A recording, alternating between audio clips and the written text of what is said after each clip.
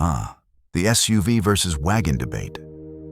A battle that no one really asked for, yet here we are, stuck in the middle of it like two football teams arguing over who's got the better cleats.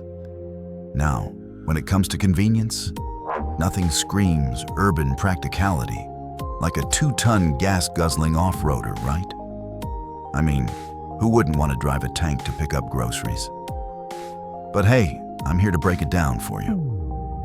Which is truly the king of the road, the SUV or the wagon? Welcome to Nobody Drives. If you're into cars, the latest tech innovations, the rich history of automotive engineering, and everything that's shaping the way we drive, you're in the right place.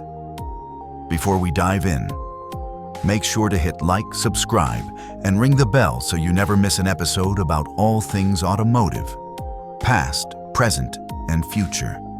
Now, let's get into it. Let's kick things off with the SUV. Yes, the urban titan, the king of the concrete jungle, the rolling fortress. You can almost hear the sound of engine roars and see the dust trail as it crushes the competition on your daily commute. Or, just sits in traffic like everyone else. But let's give credit where credit's due.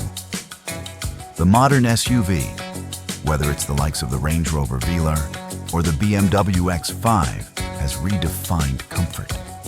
We're talking tech that could launch you to Mars if you asked it to. Adaptive cruise control, lane keeping assist, and of course, panoramic sunroof so big that your neighbors can watch you watching the clouds. It's a luxury playground on 4 wheels. But hold on a second. Despite the lux factor, what's the deal with that weight? SUVs in the European market have an average curb weight of about 2 tons. That's a lot of metal to haul around, and guess what? That weight doesn't help with fuel efficiency. While a more compact vehicle like a wagon might sip fuel, SUVs are guzzling it like there's no tomorrow. The average consumption for an SUV hovers around 8 to 12 liters per 100 kilometers. Meanwhile, a wagon like the Audi A4 Avant or a Skoda Octavia TD, I can cut that down to around 5 to 6 liters per 100 kilometers. I mean, come on. It's like watching a hungry kid devour a cake while a diet-conscious friend watches with horror. Now, enter the wagon, the unsung hero in the world of family transport. It's the person who gets the job done without a flashy cape or a massive V8 engine to show off. Think the Audi A6 Avant or the Volvo V90, sleek, low, and practical.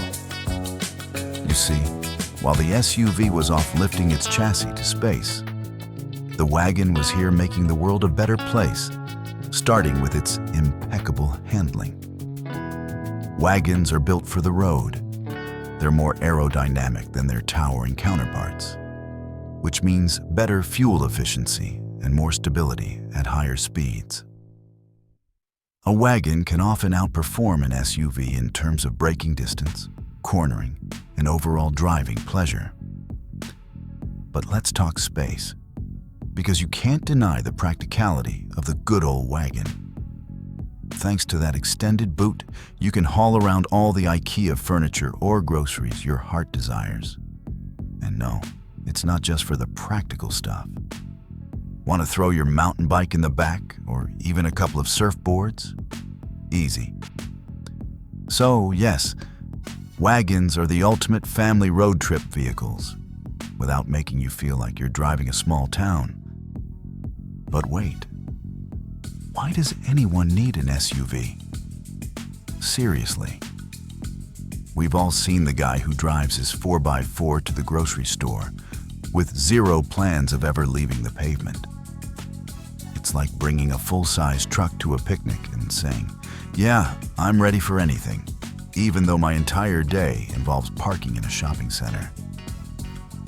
Now, it's true, the SUV's raised height offers better visibility, just like a 4x4 would on a safari. But if we're being honest, Most European roads aren't exactly crawling with elephants, are they? We're more concerned about dodging potholes and cyclists, not trekking through the Serengeti. Yet despite this, we see the SUV trend sweeping through urban centers. And manufacturers know this. They give us the all-terrain badge. But let's face it. When was the last time you saw a Range Rover navigating anything rougher than a Tesco parking lot? It's like buying a bulldozer to mow your lawn. Overkill much? All right, let's talk about the price. Because we're all adults here, and adults like money. Generally speaking, the SUV is going to cost you more up front. With all that technology, all that space, and all that leather, you're looking at quite the bill. A typical mid-range SUV in Europe, say the Audi Q5, could set you back 53,000 euros or more. And that's not even with all the fancy options. Meanwhile, the Wagon can save you a good chunk of cash. The Skoda Superb estate will run you around 38,000 euros, and it's got just as much room, if not more, than the luxury SUV. So while you're forking out extra for the raised chassis and the brand name, your wagon driving neighbor is laughing all the way to the bank. And the fuel station? Now, what about the future? The era of electric vehicles is here. And let's be honest, the SUV might have its day in the sun. But wagons are making a comeback, and not just in the conventional sense. The electric wagon, say hello to the Tesla Model Y's wagon-inspired cousin, or the Ford Mustang Mach-E, offers the same cargo space, but with an electric twist. Efficiency, range, and performance, all while not weighing 2 tons. And let's not forget the possibility of autonomous tech taking over. Whether it's an SUV or a wagon, the day is coming when neither of these vehicles will need to sweat over traffic. They'll drive themselves while you sit back, enjoy the view, and laugh at how you used to argue about which one was better. Spoiler alert, they both have their place. So who wins the SUV versus wagon battle? Well, it depends. If you're all about brute force and looking like you could conquer a mountain range at the drop of a hat, the SUV is your ticket to a world of tech-filled comfort. But if you're after something more practical, more agile, and less likely to bankrupt you with fuel costs, maybe it's time to give the humble wagon another look. But hey, that's just my 2 cents. Drop a comment below. What's your pick? SUV or wagon? Let's get this debate rolling. And don't forget to like, subscribe, and hit that bell for more futuristic car talk that'll make you think twice before buying your next ride. Catch you next time. And remember, when in doubt, always choose the vehicle that won't need a gym membership just to park.